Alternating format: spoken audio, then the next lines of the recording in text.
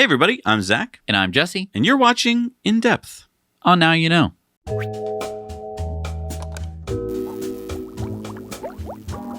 You can help our channel by heading over to ecoware.us, where you'll find new designs every week, and we carbon offset the production, the shipping, and the life cycle of every product, and we plant a tree for every order. Which makes it carbon negative. Hey, you're wearing Root del Sol's new design there. And we've got a new one here I got a new one here. Pretty cool. And we're brought to you by abetterrouteplanner.com. They make EV trip planning easy. Check out our link below so you can get a free 30-day trial for their premium app. And we're sponsored by our friends at the solar-powered hotels in Schaumburg, Illinois, the Fairfield Inn & Suites by Marriott, and the Town Place Suite Hotel right next door. They're both connected, and they're both solar-powered. So last week, we told you about why we think Elon won't be selling you Teslas any longer. Now, we're not going to rehash all of that. You should go watch that in depth first if you haven't already seen it. This week, we're going to go one step further down the rabbit hole and expose why we think Elon can't tell you his next plan. So Elon has tweeted a lot about how valuable his cars are going to be when they fully self-drive, right? He said it's going to be worth over $100,000. He's let that cat out of the bag. And if you follow that line of reasoning, it kind of led us to why he won't be selling you these cars anymore. You won't be able to afford one. Basically, the value he'll be adding will make them too valuable to own as a regular car, like we own them today. Now, this brings up a couple questions that a lot of people have. First of all is, well, why can't I just buy the car, but just don't buy the full self-driving? I'll just own the car and drive it around normal like I normally do, and I can keep buying Teslas. That'll be fine. Yeah, and you could until the day when Elon decides that it's not worth selling you the car because it's worth so much more for Tesla to keep. But then, of course, the other argument is, well, there's plenty of cars that people overspend money on, and so Tesla would allow us to overspend and pay a lot more money than we're normally willing to buy a car for, and that's how we're going to buy cars. So, just like rich people today buy Bugattis and Lamborghinis, they don't buy those cars because they need those cars. Nobody needs a Lamborghini, but they still have them because they want them. Yeah, and we're not saying that Tesla won't make roadsters or other high-end hypercars or top-end vehicles to sell to rich people, but keep in mind that that's not Tesla's mission. Their mission is to accelerate the transition to sustainable energy. It's not really to make money like Lamborghini and Bugatti.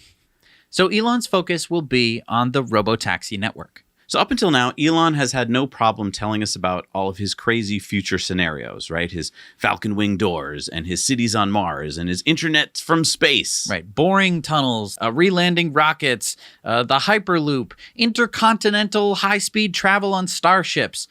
So why not keep this next bit that we're about to tell you a secret? Now, we're not exactly sure, but we're guessing it's because everyone who stands to gain won't understand, and everyone who stands to lose will try to stop him. So, what is this big secret? So, come in close and let's keep this secret between us because we're about to let you know something that you can't unknow. And to be honest, I don't even know if I want everyone to know. But we wrote the whole episode. You're not going to tell everyone about? I know. I'm just worried that maybe Elon doesn't want this cat out of the bag. Oh, okay. No, that makes sense. We'll see you next week, folks. Thank you so much for joining us. What? I mean, we already wrote the whole episode, so we might as well just tell them.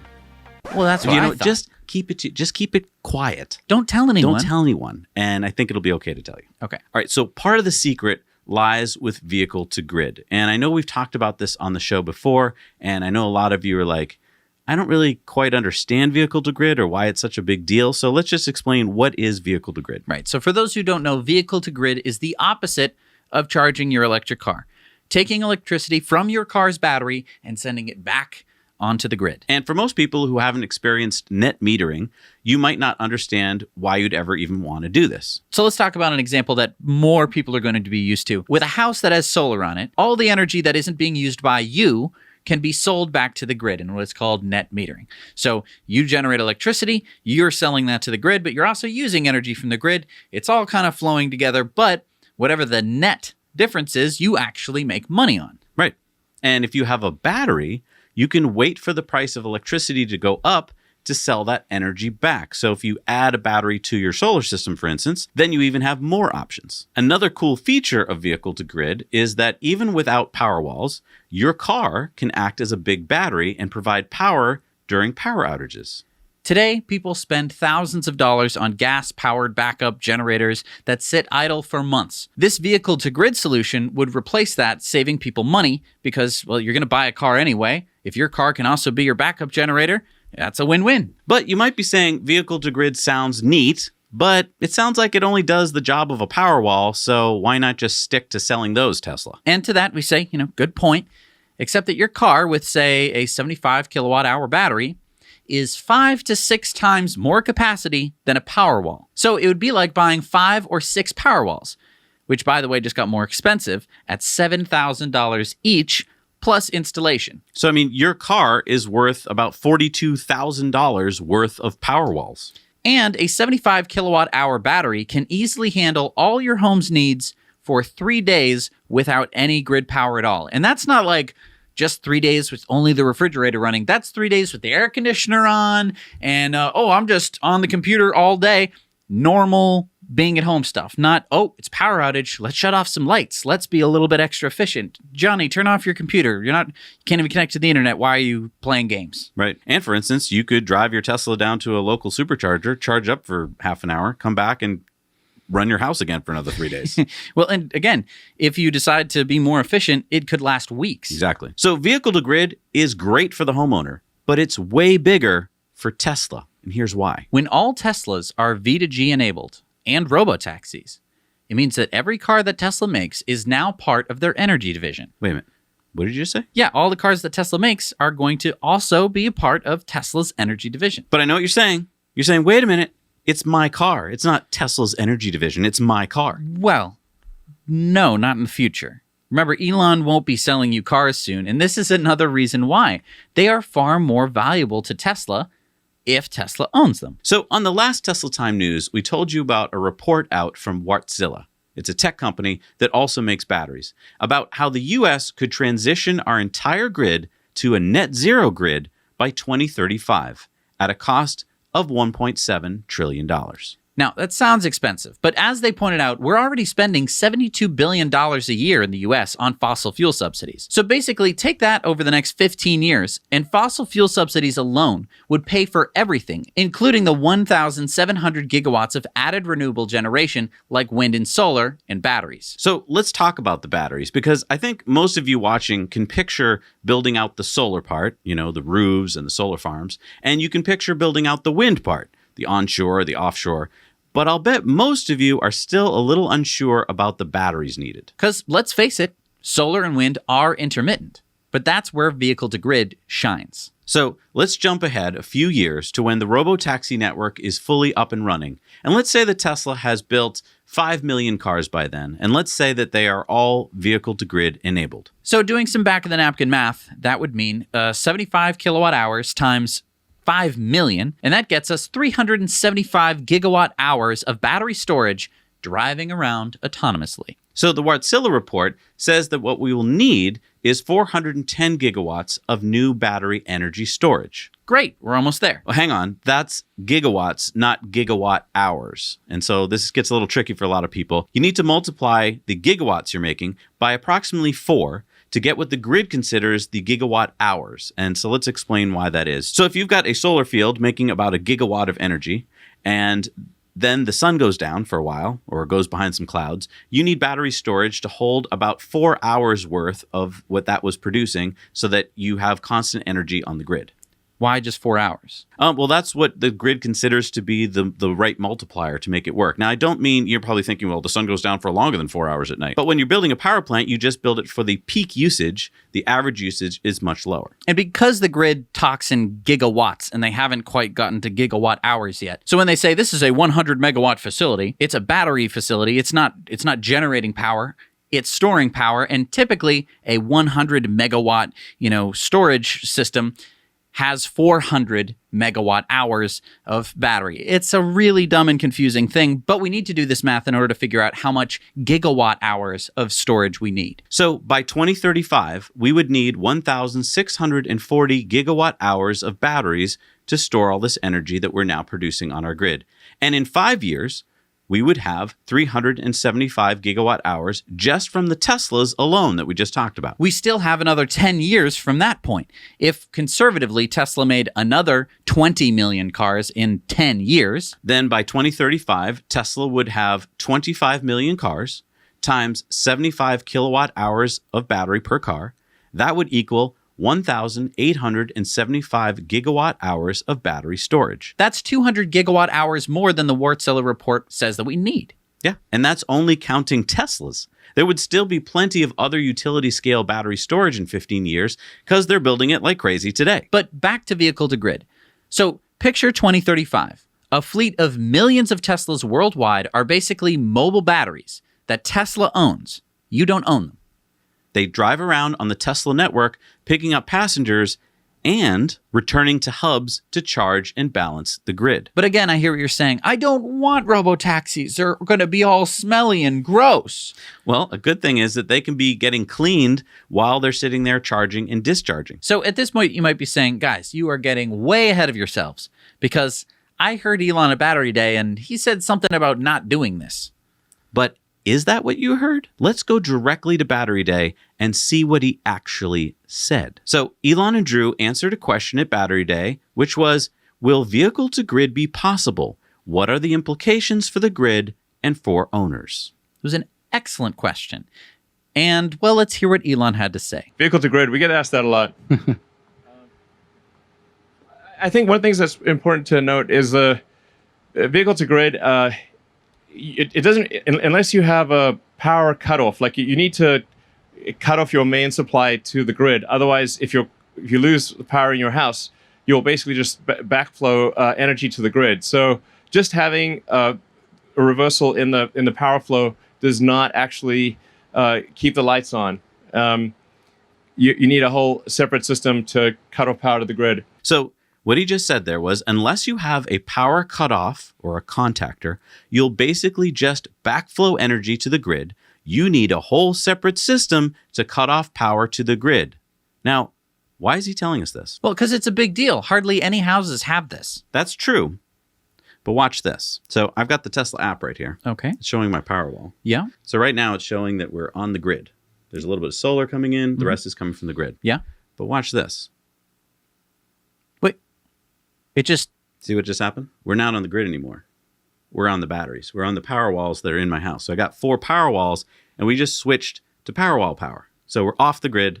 We're now getting powered by the sun and by the storage in those batteries. And I just did that from my phone. But wait, that would mean that you have a system to disconnect you from the grid.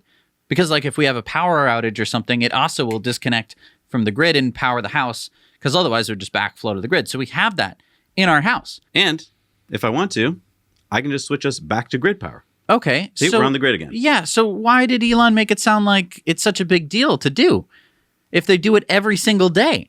I mean, there's already over 100,000 power walls installed. So this is something that Tesla is very comfortable doing. Good. I'm glad you caught that. So keep that in mind as we watch the second part of his answer. And I think there's also the case that people really want the freedom to be able to drive and to charge at their house. And it's obviously really problematic if you get to morning and your car, instead of being charged, it discharged into the house. And then you're sort of, okay, now I can either drive or use the battery to power my house. I think it's actually going to be better for people's freedom of action to have a power wall and a car separate. And then it's everything works. And you add that, you basically combine that with solar, either solar retrofit or solar glass roof, and local battery storage. So you basically become your own utility, and then the car is can be charged also with solar. I think that's like the stuff that works. That said, like we can certainly do vehicle to grid. I think we can basically enable that with software in Europe or something, right? Yeah. We are future generations of power electronics. We will be able to do this more or less everywhere from a energy market participation perspective. But yeah, from a backing up the house, and it just so happens that the way the North American connectors are on all the cars in North America, it doesn't matter whether it's the Tesla connector or the connector that the other vehicles have, doesn't actually support powering your home. It's unfortunate. So you need an additional hardware to do that. But yeah, in the future, all versions of our vehicles will be able to at least do bidirectional power flow for the purposes of energy market participation. But even for that, it's important to remember that your car isn't plugged in 24/7. So it's kind of an unpredictable resource for the grid. It'll have a value, but it's not the same as a stationary battery pack. Yeah, honestly, a vehicle to grid sounds good, but I think actually has a much lower utility than people think. I think very few people would actually use vehicle to grid, and we actually had with the original Roadster, we had vehicle to grid capabilities. Nobody used it. So it sounds like they're both disagreeing with us about the future of vehicle to grid. It did sound that way, but let's break it down. So Elon said, people want the freedom to drive and charge at their house. Better for people's freedom of action to have a Powerwall and a car separate. Then everything works. Become your own utility. I think that's like the stuff that works. We can certainly do V2G, and we can basically enable that with software in Europe or something. So Elon just said that they can do vehicle to grid. In fact, it sounds like they could just turn it on at a moment's notice if they wanted to, at least in Europe. It's people having their own cars that's the problem. Exactly. Let's continue with the rest of the answer from Drew and Elon. So Drew said, yeah. And that's because I believe they were not supposed to be talking about this. Right. This is big news. And I think Drew realized that Elon just let the cat out of the bag and wasn't sure exactly what he was supposed to do to not make it look like a cover-up. So he proceeded and said, future generations of power electronics, we'll be able to do this more or less everywhere from a energy market participation perspective. But yeah, from a backing up the house, it just so happens that the way the North American connectors are on all the cars in North America, it doesn't matter whether it's the Tesla connector or the connector that the other vehicles have, doesn't actually support powering your home. It's unfortunate, so you'd need additional hardware to do that. But yeah, in the future, all versions of our vehicles will be able to do at least bidirectional power flow for the purposes of energy market participation. And then Drew went on, but even for that, it's important to remember that your car isn't plugged in 24/7, so it's kind of an unpredictable resource for the grid. It'll have a value, but it's not the same as a stationary battery pack. And then Elon said, honestly, vehicle to grid sounds good, but has much lower utility than people think. Very few people would actually use vehicle to grid. The original Roadster has vehicle to grid capabilities. Nobody used it. So I admit that on its face, it seems really negative. It seems like, yeah, we're not going to do that. But if you parse out what they actually said, what was the problem? The problem is that the cars are owned by people. The problem with people is that they're not very predictable and you can't tell them what to do. So, if you give someone a car and you say, okay, you have to make sure to plug it in so that way it's going to be balancing the grid. Whenever you're not driving, plug it in. And they go, okay, I'll do that. And then you go, why didn't you plug in your car for 7 hours on Saturday? I forgot to plug it in. That doesn't help anyone. The grid is not being helped if your car is just sitting there in the driveway, not plugged in, not balancing the power grid or anything like that. Another problem is, person goes, I want my car to be charged up all the time. I don't know when I'm going to go on an adventure. No, Steve, we need to balance the grid. We can't have your car sitting up here all the time. It's got to be fluctuating. So we're ready to go, but I want to drive it. That doesn't work either. Right. So they basically admitted that Tesla will be turning on this feature and will become a power utility using this feature. The big problem, the predictability problem, that goes away when the cars are robo-taxis, which are controlled by Tesla. Right. So now we do away with Steve. And I didn't want to plug in my car today. It was cold out.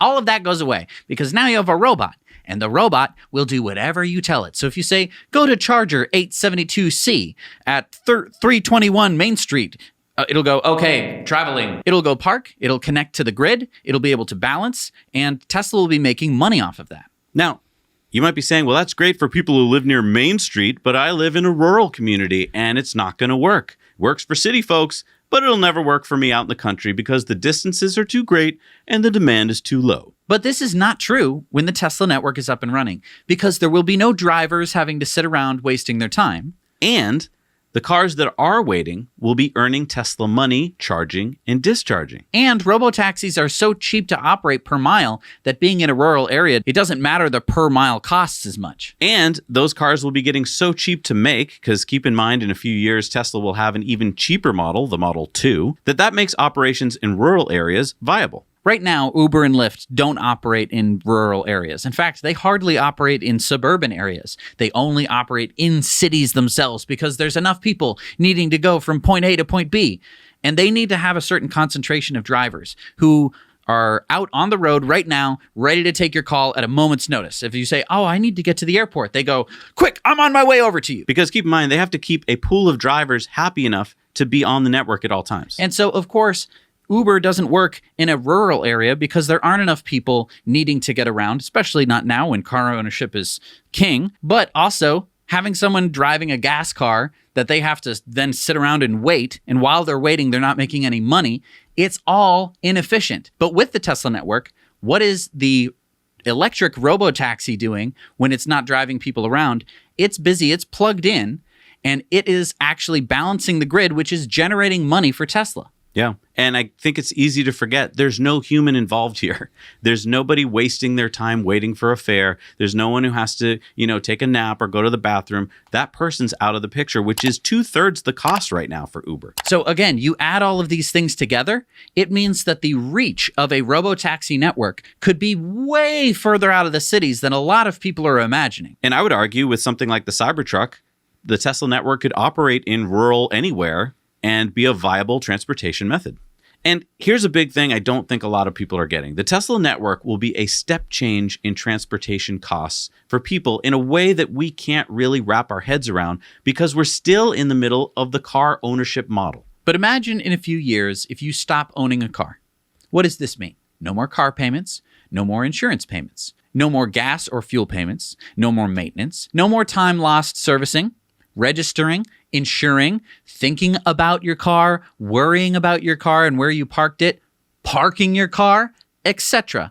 You will have freed up tremendous resources of time, money, and even stress and anxiety. And on the other side of the equation, what have you lost? Now, you might think right now that you've lost your freedom in that scenario. I don't have my car anymore. But actually, you will have kept all of your options, all of your freedoms, and given up nothing because the Tesla network will bring you transportation whenever you need it. And whatever type of transportation you need. Oh, there's 7 people. We won't be able to fit in my car. So does anyone else have a car that we can drive? It doesn't matter with the Tesla network. Oh, I'll just call a big bus. Oh, I need to move all this lumber, but I drive a sedan. So I guess I'm going to have to go do something else. I'll have to go bother my friend with the pickup truck.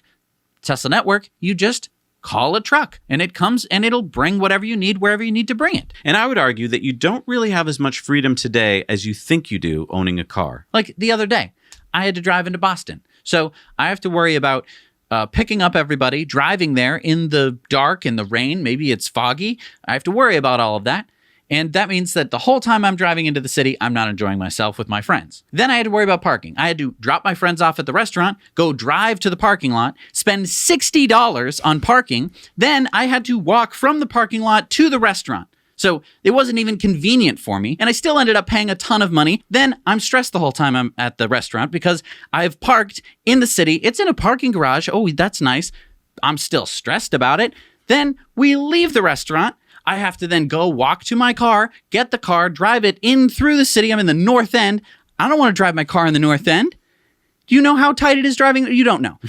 All of this stress, all of this worry, all of this expense, because I decided that I want to have a car that I have at all times and need to be responsible for at all times. And that's when I'm having fun. That's a time off. What is everyone doing most of the time? You're working. And what do you have to do to get to work outside of 2020? Commute. And what is the average commute for the average person? It totals to 113 hours a year. That's the average. Do you know how much time that is? That is 5 days a year that you are in your car swearing at the person in front of you stuck in traffic. Yeah, that's not fun, relaxed time like on, sleeping. That's time doing this the whole time. And guess what's going to happen when you have a robo-taxi? You're not going to be driving, which means you can be doing anything during your commute. Yeah, you're getting that time back for yourself. So that's on the other side of this equation. You're going to get time back. You're going to get your commute back. You're going to get safety back because robotaxis are going to be far safer than driving your car. Just to give you some stats here. In 2016 in the US, there were 6.3 million car accidents with 4.6 million injuries in the United States. Most of those won't happen once the Tesla network is up and running. Oh, and just to put a money figure on that, that's $304 billion in health, wage loss, and property damage due to accidents. Most of that money will never have to be spent on that because there won't be these accidents. And because you won't be owning the car, let's say there is an accident and you're okay because it's a Tesla car and they build some of the safest cars in the world. You walk away from the accident. It's not your car. You don't have to worry about it. Think of the headache that you no longer have to deal with about having to get your car towed somewhere, having to pay a body shop, having to worry about your insurance. All of that goes away. You just, the robo-taxi was in, got hit by a moose. And then another robo-taxi came and I made it to my meeting, but I was 5 minutes late. Not fair, but so much better than, hi, boss. Yeah, I can't make it to this meeting. Some moose came out of nowhere and slammed into my car, and now my car is broken, and your boss is like, all right, fine, Davey, but I'm not happy about this. All of that alleviated if you're in a robo-taxi. Now, you might be asking, what does Tesla stand to gain from this? I mean, okay, I get it that now it's better for me, but why would Tesla want to do this? Well, if you watched our Elon the Disruptor series, you saw that the energy distributed power sector worldwide is valued at $100 billion a year. So if Tesla is the major provider of battery storage by having all these cars, then they effectively control that market. And this gets us into a renewable grid and sustainable transportation faster than waiting for the competition to build all of the cars and all of the batteries that we would need. And to prove this, just take a look around. Are Ford and GM and National Grid doing much to get us to our sustainable future?